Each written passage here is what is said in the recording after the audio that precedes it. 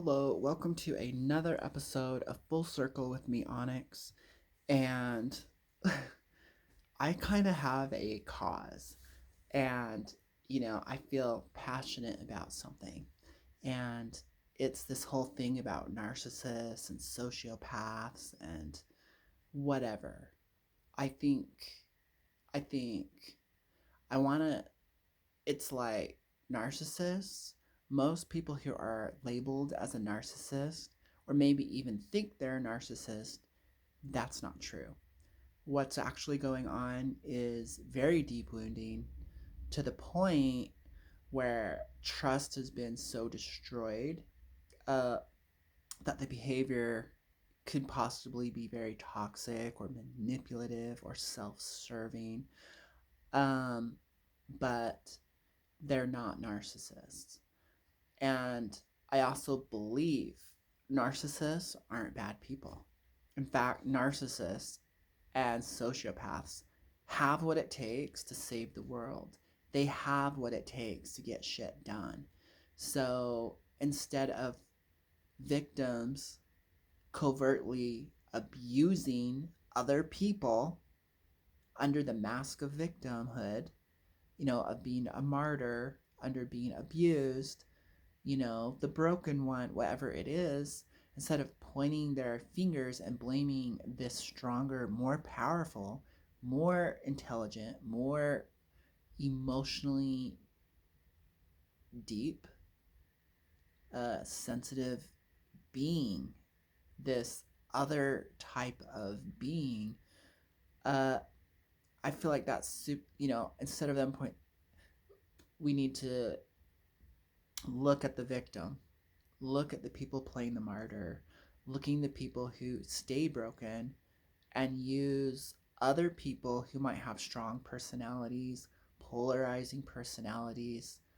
Uh, Stop using them as the target and a scapegoat.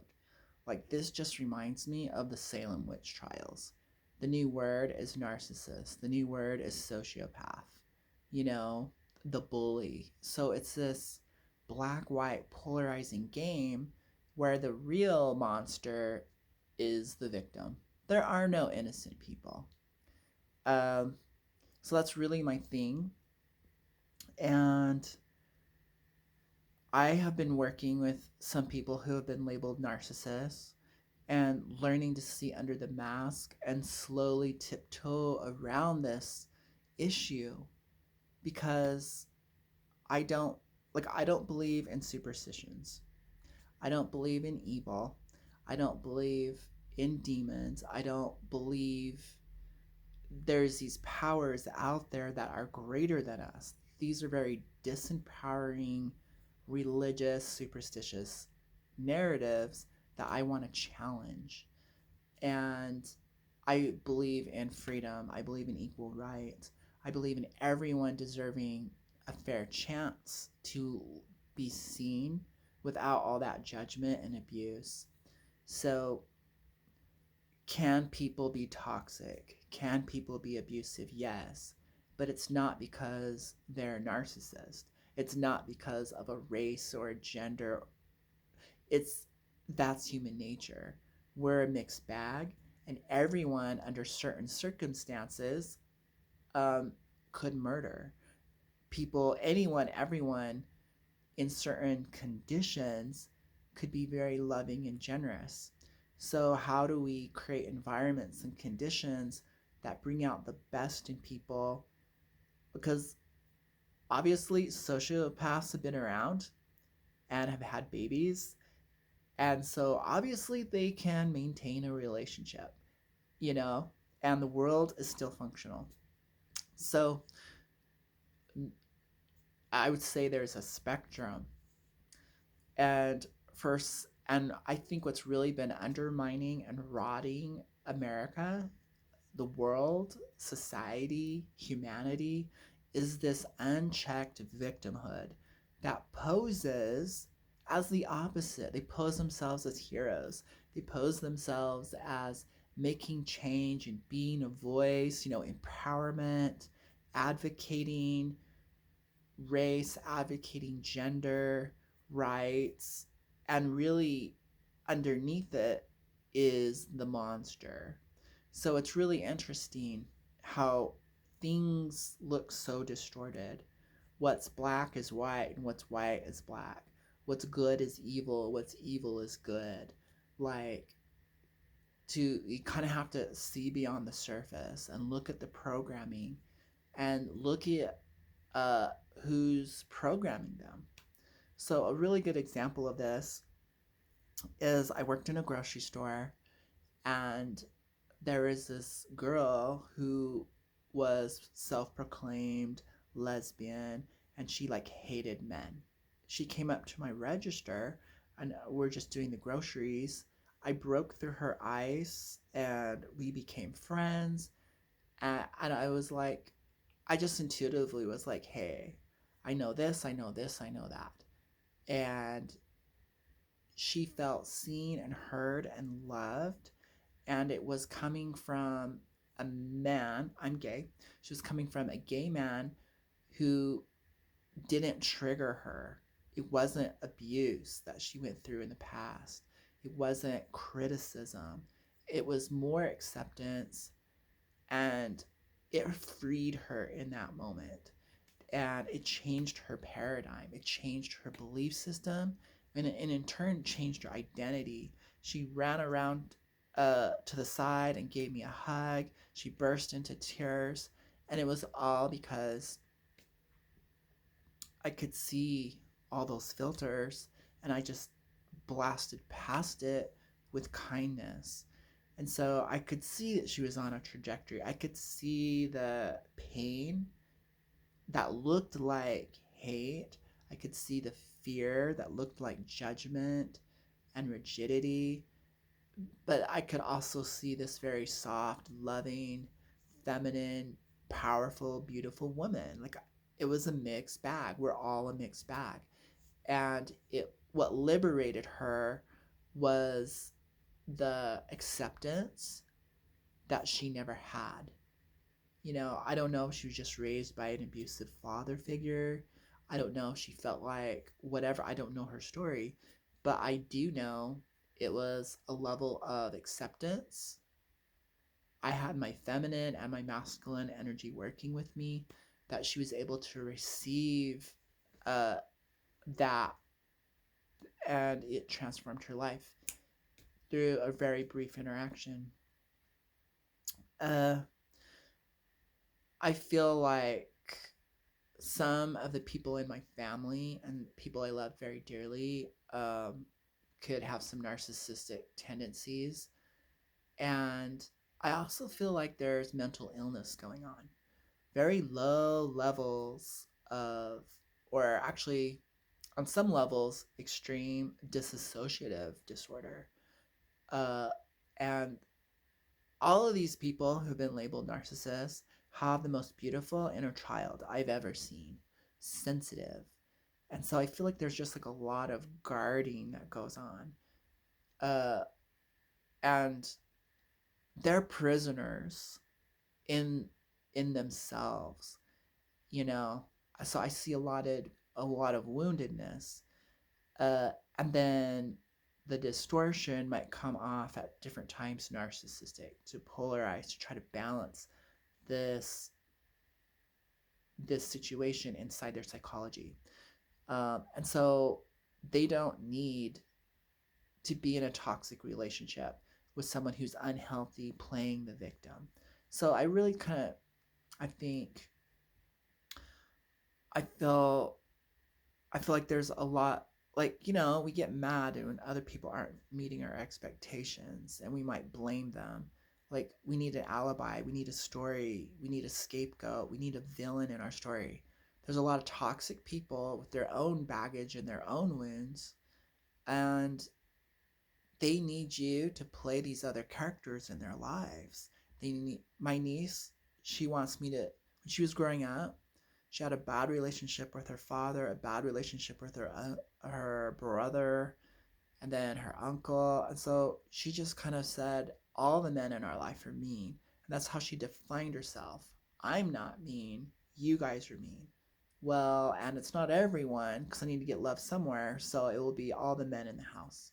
And she like went through that for years. And then she got into her first relationship and she literally changed this guy to play the mean guy.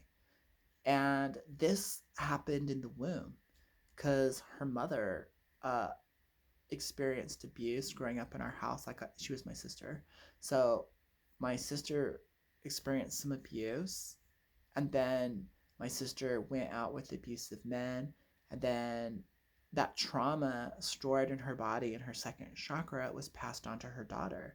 And so I watched this like generations of trauma being played out, and it wasn't until she was older that she could see that pattern for herself.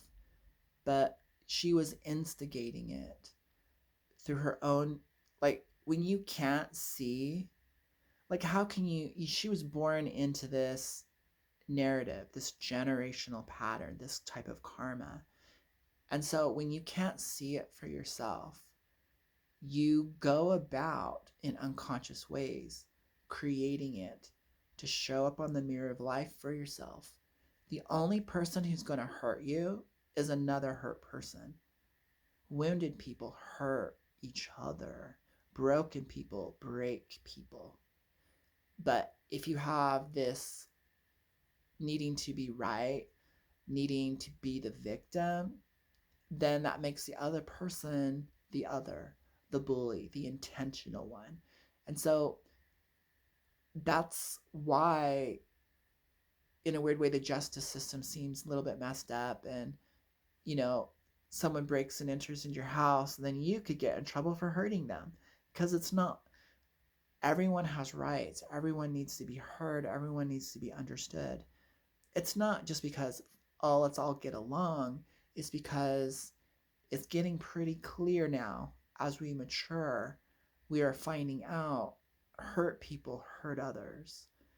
And it's not one-sided. You can't play the black square and say all the white squares are bad. You can't play the white squares and say all the black squares are bad. This polarity thinking isn't very mature, yet we're still stuck in it. And so I encourage you to look at your victim stories and see where you're actually the perpetrator, where you're actually the bully. I mean, every victim who has come and told me their sad story, I'm like, you have a lot of energy on this. If I had that much energy, I could go work a second job. I, when they're screaming, when they're passionately about their cause, that's obviously bigoted, but they don't see it that way. Everyone sees themselves in the right. So look at your rights and challenge them. See how wrong all your rights are and how right all your wrongs are. And this is a game I like to do to myself to help me open up my third eye, to help me see truth as universal and the oneness and this is the pattern of humanity. Everyone is capable of great good. Everyone is capable of great evil. Depends upon the maturity, the circumstances, the moment, so many factors go into it. But you have the ability to play all the parts. And so it's not about wrong, right. Like justice is never served. I would say healing. So that healing is a different word, you know, becoming the best version of yourself, supporting people. It's like someone I care about is suffering. They're suffering. It could be neurological, and maybe they truly are born this way, it could be. So they're victims of their brain chemistry. They're victims of their DNA. They deserve rights and they deserve compassion and they deserve love. So it's, you know, that is what I'm saying. And what happened? What would happen if these so called bad people received the love that they never got, that, you know, or maybe they don't even, maybe they have to learn to receive love, learn to receive compassion, kindness, health, well-being. They might need to be spoon-fed uh, at the level that they're at. Why would I deny them that? If anything, they're more deserving than people who already love themselves. It's like, continue on your journey of self love. Continue, you understand love and self empowerment, and go be your divine, beautiful self. Yes. But why should someone be left behind, neglected, shut out, jailed, locked away, hidden, because they never were in that state able to receive consciously, mentally? They maybe can't, they've never been exposed to enough love to even comprehend it, to even value it. And so in my mind, they deserve maybe more. And that love could be space, could be tear down the labels. Like, I know growing up, I was an annoying teenager and I caused a lot of problems, and I had to go through that phase. So, what happens if narcissism is just a phase, or playing the victim is just a phase, in your development of becoming an awesome person? We all pass through these fires. We all go through these changes and phases, and we can't skip a step. So I want to allow them that time. I want to give them the permission, without the labels, without the judgment, without the criticism. Because sooner, the more freedom they have to experience it, the quicker they'll get over it. The more room, the more allowance. It's like, give them, instead of hurting others because you feel hurt, do the opposite. Give them the freedom and the love that you didn't get. It's like, there was this one story of two kids. They were raised by an alcoholic father. One of them chose the same life path, and the other one did the exact opposite. And their reasoning was the exact same. They go, well, I was raised by an alcoholic father, so I chose not to, because that scared me, because I didn't want to be like that. The other one said, I was raised by an alcoholic father, and that's the way I am. And so that's the way I chose alcoholism, or to go down that road, you know. So I believe there's a choice. It doesn't matter what the story is, you can always choose a better road. Maybe I am the one to love the unlovable, to, Pisces moon. But I know I've been judged. Society used to think gay people were the worst. You could get killed for being gay. You were denied jobs. And that wasn't too far along. That was like less than 20 years ago. So what we tend to think, oh, that was a century, that was years and years ago, you know? No, it wasn't. There's people still recovering from when everyone in society was programmed to hate gay people. Now that's so barbaric, bigoted, and uneducated. It's like, we don't think that literally that happened. Like, people are still recovering from that. The older generation, men in their 50s and older, they are recovering from extreme, uh, being a social out. They've been pegged as the bad thing, the scapegoat, the witch, the devil. They're labeled the bad. So when you really understand that, maybe you can have a change of heart, and maybe we can be the change. It's really weird how we create these stories and then we make them true. We go looking for evidence. So we created the word narcissist, and then we create the signs and symptoms to prove that the word exists. We create like a whole definition when it doesn't even exist. It was man made. So, what happens?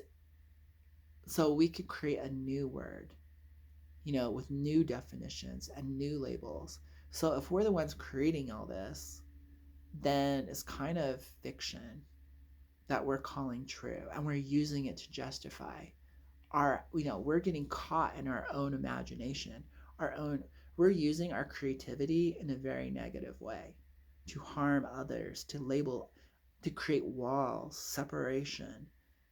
And that is I don't think that's a very enjoyable way to live life. So I go, well, if you made up this word and this label, this definition, and you're the ones who say these are the behaviors that go with it, these are the signs and the symptoms, and here's the medication, I say I'm going to uncreate that. I'm going to take my power back. And in my universe, narcissists, the signs, the symptoms, the word doesn't exist. The word Christian doesn't exist. The labels, the sign, the symptoms, the behaviors, rituals, all to validate the word, the identity, it doesn't exist. If you could, I uncreate it through the power of my own divinity, and I see things for what they are, you know, beyond the story, beyond the script, beyond the judgment, beyond the 3D labeling, the critical analyzing part of our brain. I don't subscribe to what you're selling me. Sorry, victims, I will never subscribe to that. I can look at facts. I can say, oh, okay, you got hit in the face. Why did you choose to stay for that? You were in a screaming match. Why? So we can go beyond the stories, look at some facts, and then put responsibility where it is. Why do you choose to disempower yourself with stories? Why do you choose to allow other people to harm you? Why do you choose to stay? Why do you choose to be controlled? Why do you choose to be a sheep? Why do you choose not to look at your light? Why do you not look at your greatness? Why don't you shine? Why don't you contribute to society? Why are you wrapped up in excuses? Some hard, practical truths. I want to look at people who are benefiting society and give them the honor, you know? So, this is my video. It's my rant. And if you agree with me that we should stop labeling everyone and creating this kind of false psychology, there's a website called Flying Monkeys. There's other people who are low level getting in on this myth about narcissists and flying monkeys and all this victim stuff. There's all these people who will then try to resell it to you as helping you. I'm going to coach you through this. I'm going to use my psychology degree, because I'm a washed up psychologist, and attract clients so there's an agenda. They get something from promoting this whole narcissism witch hunt, and they get paid, by labeling someone else as wrong, by being the bad guy. They're capitalizing. They have their own self-interest, and it's really not you, it's their pocketbook. So we got to look at who's benefiting from labeling other people as a narcissist or a sociopath. Who's benefiting from all of this? Where does this money, it's them, it's their career, it's their name, it's their ego, it's their Instagram, it's getting attention. There's all different ways people are motivated, usually toxic people, to get a lot of attention, to make a name for themselves. or to be seen as a healer, to be seen as a daddy figure and a counselor for you. It's like, it's disgusting. Like, let's get really real. Everyone's human. And so you could probably help yourself as much as someone else. Like, that may be institutionalized. That, that's another subscription. I only subscribe to institutionalized doctors. They are what? Smarter than you? Their truths are greater than your truths. Like, let's level the playing field. Quit pedestalizing institutionalized, organized education or any other system. We the people, you the individual, put yourself a little bit up there. You'll start seeing things a lot clearer. If you're standing in your power, you can deal with any situation. It doesn't matter if they're sociopath or narcissist or whatever their disorder is. If you're clear with you and you really honor your own power, that's not an issue. You, you don't need to be threatened. You don't need to be all paranoid. You don't need to be superstitious and go to great lengths to protect yourself and contract and create more separation in your life and dysfunction. You can get a reality check and go, okay, people are people. It's not that they're crazy. I don't believe everyone's crazy. They're just coming from a different place. And if you understood where they were coming from, that it might be genetic, that it might, be neurological, that it might be chemical. It could be so many other factors, so many deep wounds. Uh, yeah, it can be that complex. Maybe it's not your business. And maybe the best way to remedy the situation is be a better version of yourself. Focus on you and being something great. You know, there's more than two options. Uh, there's more than black and white going on. When you choose you, you've changed the whole game. If they don't, so it doesn't matter if they're manipulative. You know, there's a lot of nice people who are very manipulative. There's a lot of people who think they're sane, or there are a lot of very sane people that are very manipulative. So don't don't judge people like that. Like, it's just rip down the labels. This is what it is. This is my cause. And if you like my cause and you agree with it, leave a comment about how you're sick of victim mind mentality undermining and utilizing other causes to promote hate, to promote themselves. Like, this is an issue that concerns us all. Like, let's flesh out the toxicity in humanity. And I believe we can start right there with we need to free narcissists from this abuse that's going on.